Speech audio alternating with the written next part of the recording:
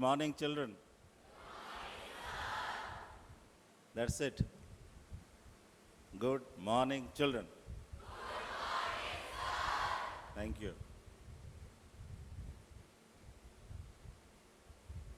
Respected chief guest for the morning inaugural session, Sri Rakesh Sethi, Chairman and Managing Director of Allahabad Bank, Dr. P.C. Jain,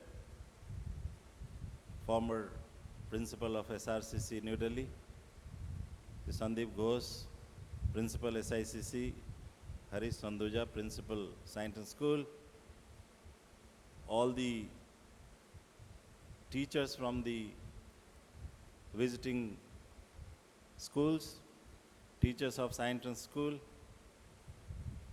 and my dear children. A warm welcome to each one of you to the third edition of Commerce Conclave. Since we are having a chief guest from the banking industry and I am addressing the commerce students, let me start with something which I feel will make you smile. There is a person who took a loan and he was supposed to pay back the loan on 30th of June. On 20, and then the commitment was 30th June morning, 10 o'clock, the loan has to be repaid. And 29th evening, the person could find that he doesn't have money to repay. So he felt very bad that he will fail his commitment and lose his credibility. So he didn't get sleep. So 29th whole night, he could not sleep and he was moving in the room. Around midnight,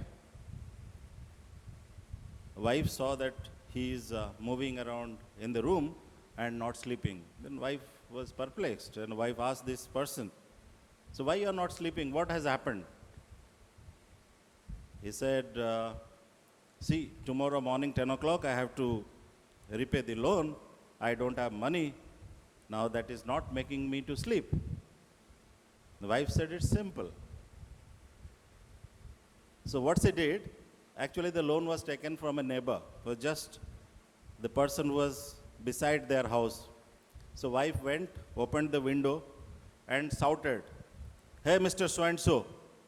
And midnight, the other person who was supposed to, get back the money thought, that in midnight I will get back the money. So he immediately opened the window and listened to what this lady said. And this lady said, my husband had taken loan from you. Happily the man said, yes, I know. Do you know that tomorrow morning 10 o'clock the loan has to be repaid? He said, yes, he has promised tomorrow morning 10 o'clock the loan will be repaid. Now I am going to tell you, my husband doesn't have money and he will not repay the loan. Closed the window and told husband, now you go to sleep. Now he will be awake the whole night thinking how he will recover the money.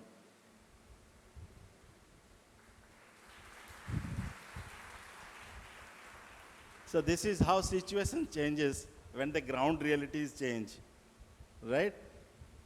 Now my dear children, this was a joke, don't think this is a reality, because now if you take a loan and don't repay, Allahabad Bank CMD is here, he will not leave you. He will see to that you repay each rupee that you take a loan. So now the rules are also very strict. My dear children, as you know, India is growing to be a superpower. And we are fortunate that India probably will have more than 50% of the population of the world below the age of 30, probably 30, 35 by 2030. And that gives India an opportunity to be one of the most developed nations of the world. And how can this happen? This can only happen, my dear children, if you, because you are the people who are going to lead India to be the superpower. If each of you sitting here is committed to be a leader, for leadership and for taking our country to be one of the most developed nations, we require a lot of commitment. And of course, commitment comes from discipline, patriotism, passion. But we require a lot of commitment and enthusiasm to see that our country develops. Let me tell you a small instance, which is actually a fact. Long ago, in United States, in a small village in Tennessee, Tennessee is a small village. There used to be a small child, a small girl, who was going to school on a regular basis. And when this girl was just hardly 4.5 years old, probably just started to going to school, suddenly she got double pneumonia and with a scarlet fever. And once you know you have double pneumonia and scarlet fever, you know, anything can happen to you. And that's what happened to this girl. This girl got a paralytic stroke and she could not walk properly. She was semi-paralytic. But see the commitment and conviction of this girl. She wanted to be a good runner. She wanted to run and be a winner. But doctor put braces on her leg because she could not walk. She could not even put her foot on the floor. And this girl, who cannot even stand properly, wants to be a runner.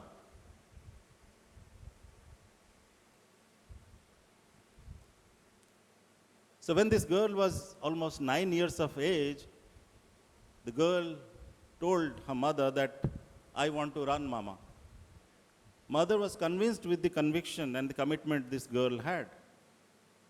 So mother said, yes, you can run. So she removed the braces and asked the girl to start practicing to run.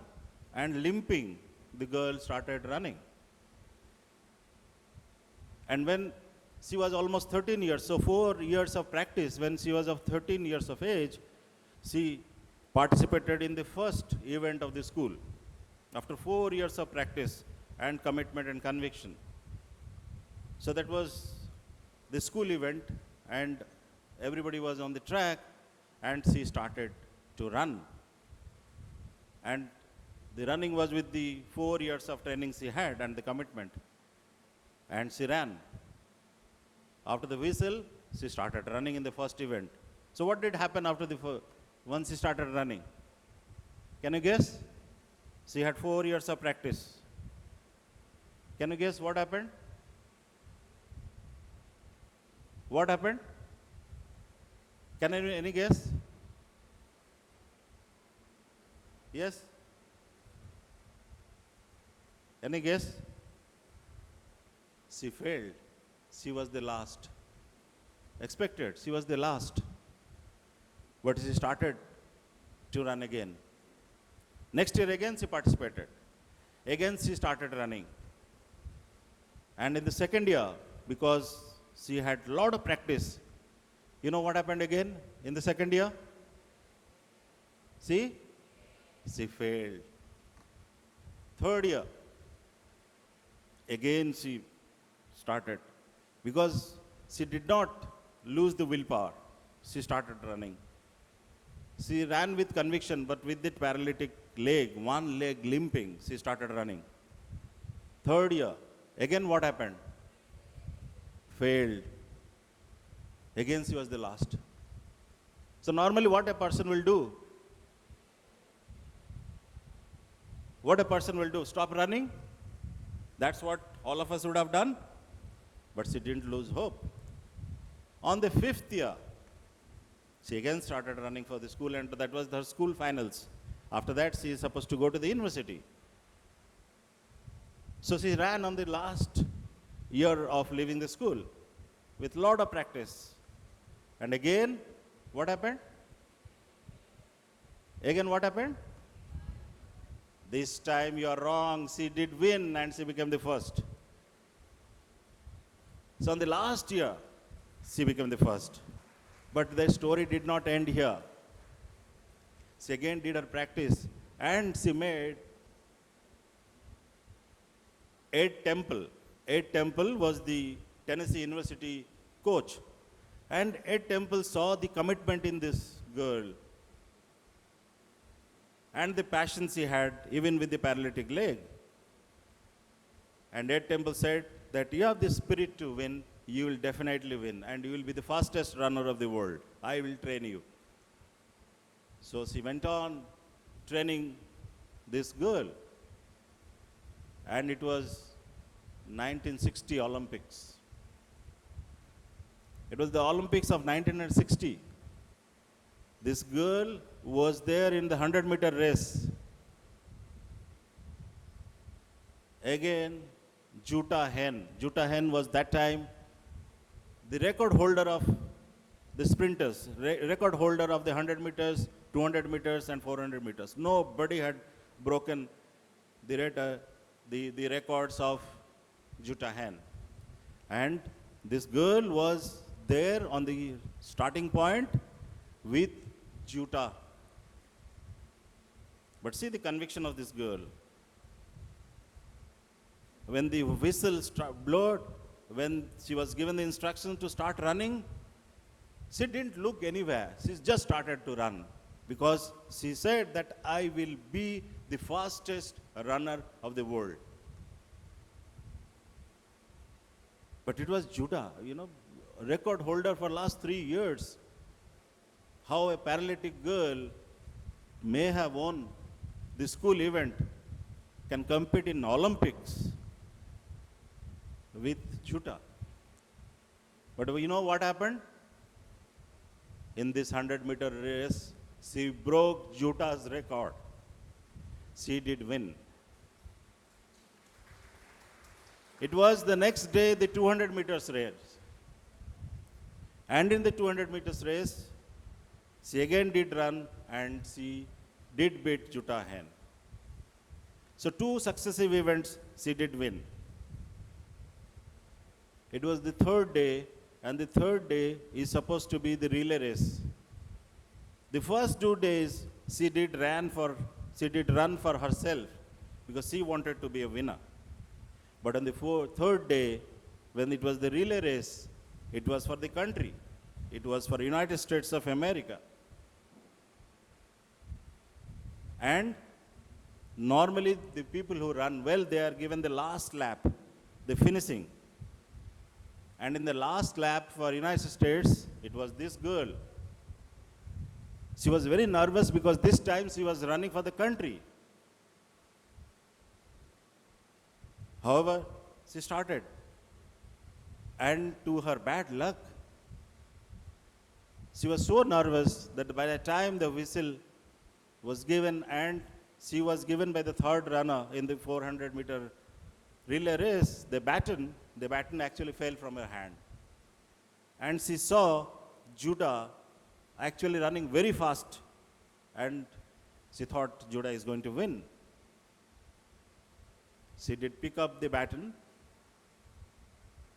did not think of anything else than the country and the commitment, and ran like a machine, and they broke the record of 400 meters relay race. And again, for the 3rd time, she did win. She became world's fastest runner. You know her name? Can you tell her name? Yes? Yes. Give a big hand to her. She was Wilma Rudolph. Why I told you this story is because we are all fit and able. Wilma Rudolph was paralytic from a school from the age of 4. But from the age of 4, she decided that she is going to be the world's fastest runner.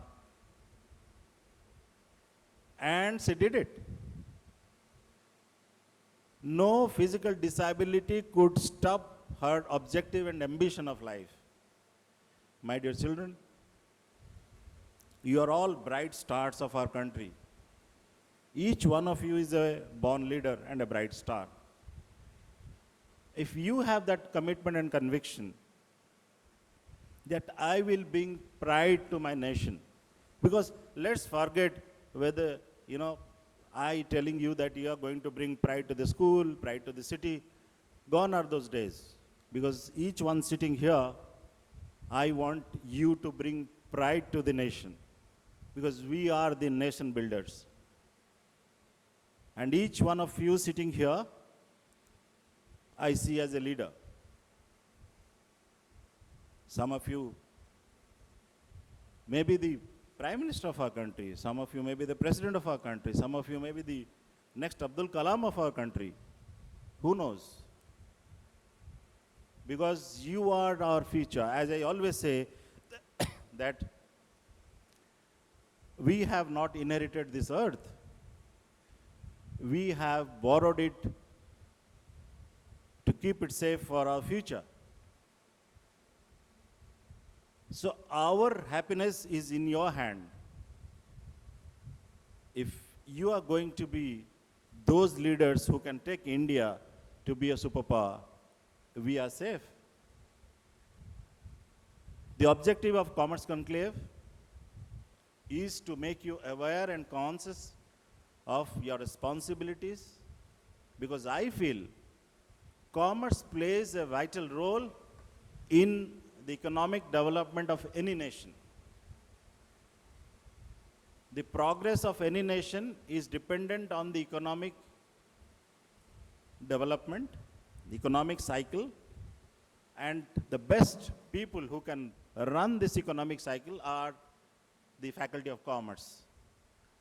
So the entire responsibilities are on each of us to see that our country develops. And the way we organize the Commerce Conclave is, as the sessions go today, you will be given a career counseling by Pradeep Narayan, the Managing Director of Admission Campus.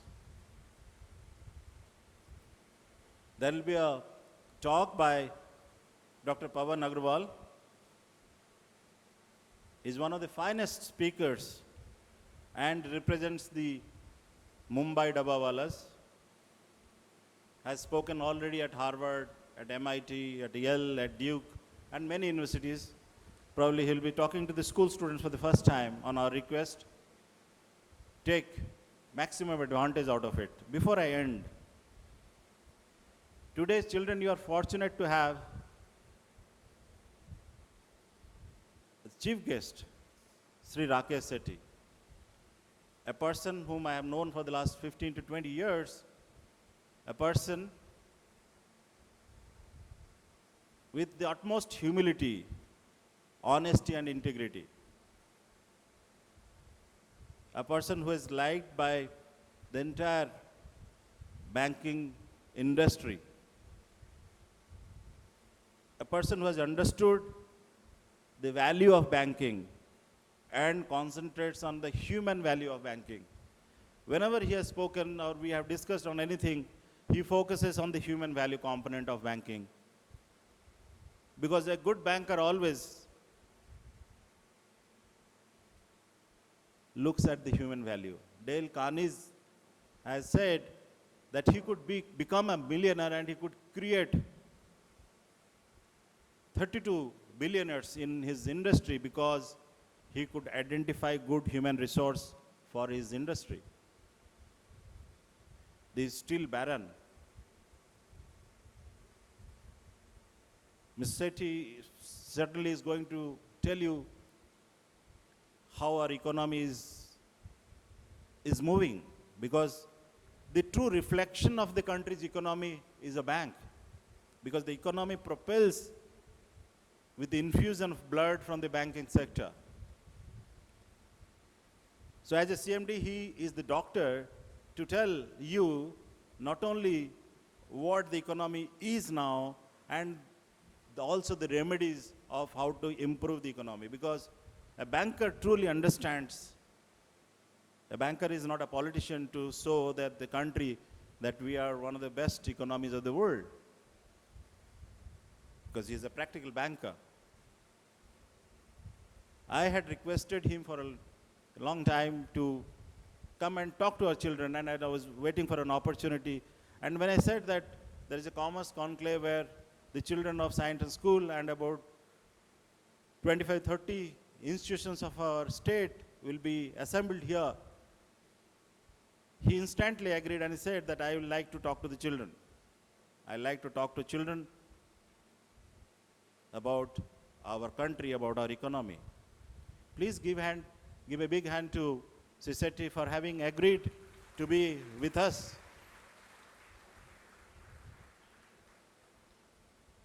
We are indebted to you, sir, for having agreed to be here. It's a rare honor and opportunity.